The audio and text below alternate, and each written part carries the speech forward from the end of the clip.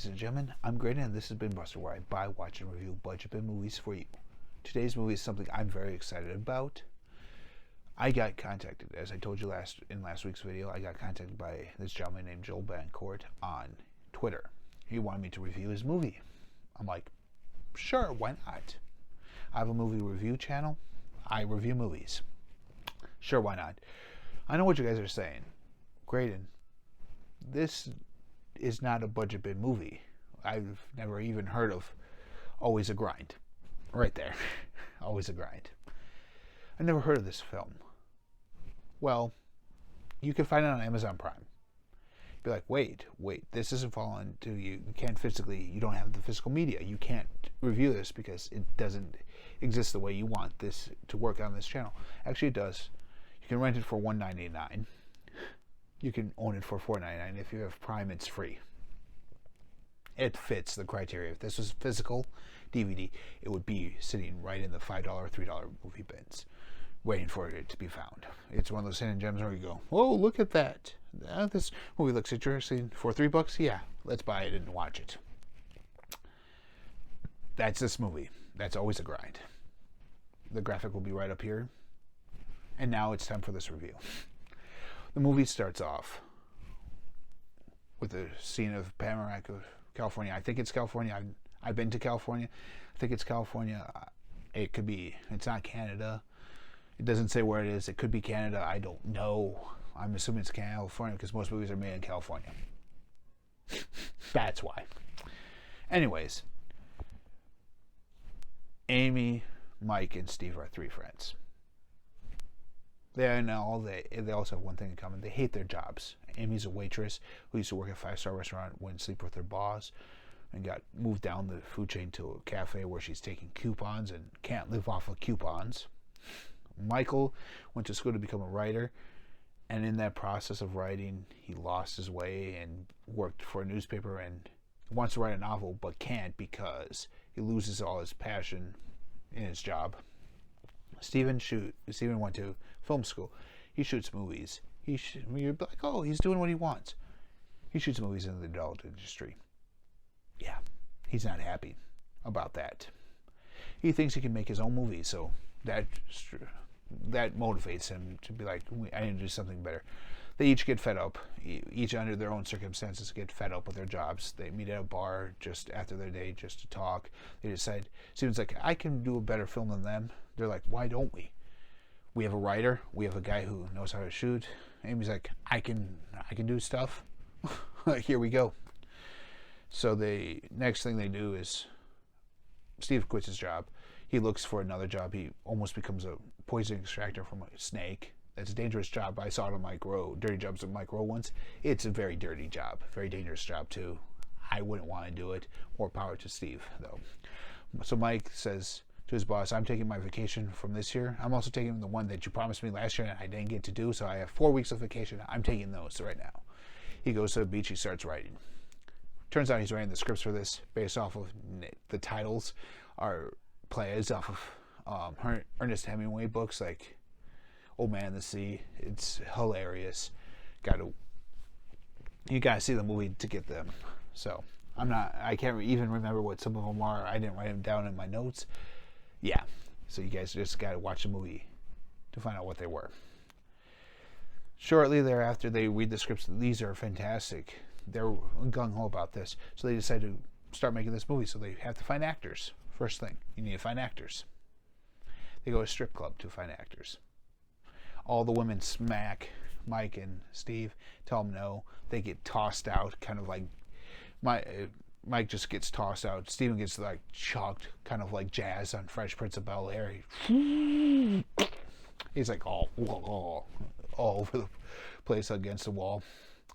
And Amy just walks out. Hey, see you later. She helps Mike up. They both help Steve up. Steve's like, I'm done with this. The guy struck out. Amy got one person. So Steve decides to walk home. He meets one of those sign flipper guys who introduces him to special brownies. Never take a strange man's brownies, people. Never do it. It's never anything good. Or so what I'm told in movies. I've never done that myself. But never take the special brownies. So Steve starts tripping out on this. So he starts tripping out, and he wanders off. So Mike and Amy try to find him. As they stop, he sees them, and they're werewolves. He freaks out. He's like, I'm not going with you werewolves, and runs away. Only to later, when he wakes up, find himself at a restaurant, sitting there's some guy named Bob. He goes, I am Bob. Are you a drug addict? No, but you're Bob. I've heard, my friend Mike talks a lot about you. And he's like, okay. Are you on drugs? Just this once. And the guy's like, find that one thing in life that makes you happy and dive into it. That one thing. Just like Curly said to Billy Crystal in City Slickers. You can catch that right up here in the little bar. Sorry, Joel. I had to throw that in there. I had to plug my other review too. So sorry about that. But back to this one. That one thing, because that's an important thing. The one thing that matters to you most in life. Find it and do it. So Steven passes out again. He wakes up at his friend Marco's house. Marco's the actor from earlier when the adult movie, yeah. We find out Steven went to film school. Yeah, and he's down on his luck because of this. And Marco's like, I went to Juilliard. And Steve's like, Juilliard? For those of you that don't know, Juilliard's one of the premier acting schools out there. And this guy did Othello off of Broadway. Marco, he did Othello off of Broadway, which is for theater. Broadway's the high end. The upper tier you want to be as a theater performer is Broadway. He was off Broadway, which means he was still like a big city doing their version of Broadway, but it wasn't New York's Broadway. So he was off Broadway doing that. So he was almost there. But then he gets stuck into this whole thing right here in the adult world, and yeah, he's not happy either. So he decides, Steven's like, oh, thank you. He runs out. He's happy. He gets Mike and Amy, who happen to be there trying to break into his house. Steven goes, opens up the door, just walks in, welcomes them in, and they start calling for the actors. Zany one-liners happen right here. You don't really hear very well what they're saying, except for the one-liner. Steve actually calls his mom, offers her a job. She talks with Amy and Mike. She's interested in the job. Mike says something. Amy beats him up. Mike's crying. Steven's frustrated. And while this is it's interspicing with the scene with all three of them in one small room, looking at a computer screen, trying to get all the graphic detail right. And Amy and Steve are arguing over the color of the room. She's like, this is a very pink room. It's pink. It's not salmon. It's not coral. Steven says it's coral. Mike's like, it looks more salmon. Steven goes, oh, salmon? They argue about salmon versus salmon. Who says salmon? I know aluminum is aluminum. But salmon? Who says salmon? I know nobody who says salmon. Comment down below. If you say salmon, let us know. But it's pink. No matter what, if it's fuchsia, no matter if it's hot pink, fluorescent pink, it's all pink. Coral, everything, it's all pink. So, that gets a line. They go to find a camera, expensive. Amy leaves the car. She comes back with a stocking on her head. She stole the camera. So they get the camera. They have their actors. They're ready to film. The main male actor, Marco, gets injured. And he can't perform, and he can't be there. So Simone's there ready to go. Michael steps in to fill in, and Amy's sitting there holding the boom mic, and she's getting, as you hear grunts, groans, quips, one-liners in there, and it's throwing her off. She's grossed out. That's the funny scene in the movie. I didn't need to see what it was going there. You could just feel the grossness in there. They film the movie. They leave. It didn't go so well. They leave. They're hit up by two hitmen who are looking for the actress from the film, and they're not happy. They said Bones is not going to be happy. Turns out Bones is her boyfriend. So that happens. They take the guys. Never going to, by the way, strange guys with guns tell you to get into their car. Don't get into the car. They get into the car. They go to the apartment. Steven's sitting there, down on his luck. Amy's just arms folded, looking around. And Mike's like, why is there plastic on this couch? Why is there plastic on this couch? There's no plastic anywhere else. Why is there plastic here? They're going to kill us. Oh, the plastic. And the two guys leave, and they're saying the plastic worked. We're getting in their heads. And so they split up. One watches them. The one who watches them draws out the gun as the other one go gets bones. Mary kicks out the gun. Her and him fight. She has MMA training, like thinking, single woman in a big city. Of course she has MMA. Of course she knows self-defense. I thought nothing more of that than that scene right there. But there's more to it coming soon. Anyways, they do that. She passes him out. Mike hits him in the head with the frying pan. Steven thinks he's raises up his arm. The arm falls. Thinks he's dead. They see a car outside. They throw him in the trunk of the car. Turns out it's one of the henchmen's cars. Why? Because when they open up the glove box, there's a bag of powder. It's drugs. So they grab it to Mike and it poofs. So Steve and Mike are covered in powder as woo woo woo sirens and lights show up. The cop shows up. He goes, license and registration. He's looking at them. They're all nervous. They're covered in powder. He goes, by the way, your friend, this car is not yours. And Steven goes, oh, it's my friend's. We're bringing it back to him. Okay. By the way, his tags are expired. That's why I pulled you over. They got a warning. You got a warning covered in powder and looking nervous. Okay.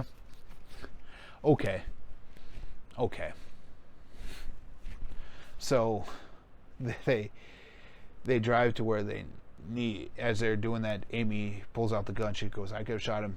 Struggles with Steve. Steve gets shot in his nether regions, or so he thinks. So they take him to a vet. A vet. I'm laughing right now because who takes a person to a vet? Not me. Not me. My dog goes to a vet. No people. I don't go to a vet. I go to a doctor. I don't go to a vet. But they take him to a vet, and the guy looks at it and goes, it scraped his leg. Like, and so Steve's freaking out. They're like, oh. So Steve and Mike leave. And the two guys are out there with guns, so they take him down to the ground. Bones is on his way.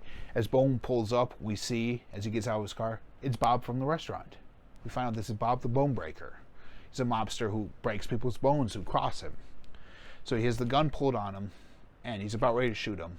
And then all of a sudden, Amy shows up. She's like, Dad? He's like, Amy? Amy. Amy's the mob boss's daughter. Wow. I wasn't expecting that twist. So they hug. The guys are released. And we find out what happens. Their movie wasn't a huge hit, but it got a cult following like Lost Boys and Goonies. That way. Amy gets to a restaurant with her dad's help. She's also interrogates some creepy old guy who's seen in other scenes in this movie. He's just a creepy old guy. Even in the credits it says creepy old guy. So she interrogates him, and she's still kind of working with her dad with this. Mike wrote his book about their adventures in making this film, and that made him his boss's boss now. So he's happy in his job. Steven is working, directing theater, so that he's happy. Marco is doing Othello. Then they're both happy. Everyone in their life seems happy now, and the movie ends. The movie ends. This movie is an indie film. For those of you that don't know, an indie film is a movie that's not shot in that movie that's not produced, directed, and distributed by a major motion picture company. You know, like Disney, Paramount, MGM, stuff like this. I'm dating myself with some of those. Emblem, Lucasfilm, anything like that. Not a major motion picture. It's an indie film. Joel Betancourt, I'm sorry if I mispronounced that, does a good job here of making light of the situations that these friends are in. From the hilarity of trying to get their film set up, to them hating their jobs, to the hijinks of shooting their film, to still down their luck friends, to them being happy finally. This makes it worth the watch. It's good from beginning to end. It's good. It's good. We all have dreams, but only a few achieve them. But we still all have dreams, and we still need to learn how to move forward to achieve those dreams. That's where some of us fail, because we don't move forward into achieving our dreams. We're just like, oh, I'm stuck here. I can't go any further. You need to always push forward with stuff like that. The pacing was good. The comedy wasn't over the top. When I say over the top, I mean stuff like the Leslie Nielsen movies, Ernest. All that type of stuff is Airplane. All that type of stuff is over the top, where everything is a gag, everything is comedy. This Serious Moments had a little bit of comedy, and that was hilarious. Like, I was laughing when I was mentioning The Room. I was laughing mentioning the whole Three Stooges slapstick thing. The Amy reveal kind of, in the comedy, kind of made my mind blown. So it's good. It has everything for everyone in it. The comedy made sense. There's nudity in this film, but it's tasteful because they're in a strip club and they're shooting an adult movie, but you don't see much. It was very tasteful. For those of you that don't like it, don't watch the movie. For those of you wanting to watch something like Girl Next Door, all these American Pie movies that are unrated, all these unrated movies, go watch one of those. You're not going to get all that stuff here. This was very tasteful. This was like Leonardo DiCaprio drawing Kate Winslet in Titanic. Tasteful. That tasteful, yes. I felt that we've all been in this situation that these friends were in. A job we hated. We've all been there. We've all had that one job we've hated. And so we've all been there. We've all felt their pain and everything. Just remember, like they say several times in the movie, there's no small parts, only small players. So if you don't like your job, it's because of you. I mean, I've had jobs where I didn't like. I still went there because I enjoyed the people I worked with. You have to make light of a bad situation at times. That's it. So with this review is coming to a close. Joel, I hope you enjoyed this review. You can find this movie. I'll link it down below to Joel's Twitter for more information on this film, as well as all the Amazon Prime stuff that you need to know. Remember, it's $1.99 to rent, $4.99 to buy. And if you have Prime, it's free. Check it out. It's worth the money. It's worth the wait. It's worth the watch. Joel, I'm giving this a 3 out of 5. So you're getting 3 out of 5. It's a good movie. It's a good movie. It's one of those that I would have picked up in a bin and been like, I've never heard of this movie before. Let me read the synopsis. Oh, I like that movie. This sounds interesting. I'm going to buy it and watch it. That's what this movie, to me, screams. That's why I gave it a 3 out of 5. There wasn't really anything I disliked about it. Like I said, everything I laughed. My mind was blown. I enjoyed it. It was, from beginning to end, I enjoyed myself. Joel, you have a good movie here. Keep it up. For those of you that watch it, write a review on it on IMDb or on Amazon Prime. I'll link both down there so you guys can. Once you watch it, write it up, the review. Let's make this movie a success for Joel so that he does another one. Joel, way to go. You have a fan. You have a fan in me. And as always, for you guys watching this far, comment down below. What movie do you think on Amazon Prime is a hidden gem? Besides hidden gems, obviously. Tell me, what's a hidden gem movie that you found that was $5 or under? Comment down below. As you're commenting, hit that subscribe button, hit that like button, the bell notification, because I also do videos every Wednesday at 6 a.m. They're released every Wednesday at 6 a.m. so you don't miss another video. And always remember, there's no small parts, only small players. Make it a good night. Make it a movie night. And dive right in.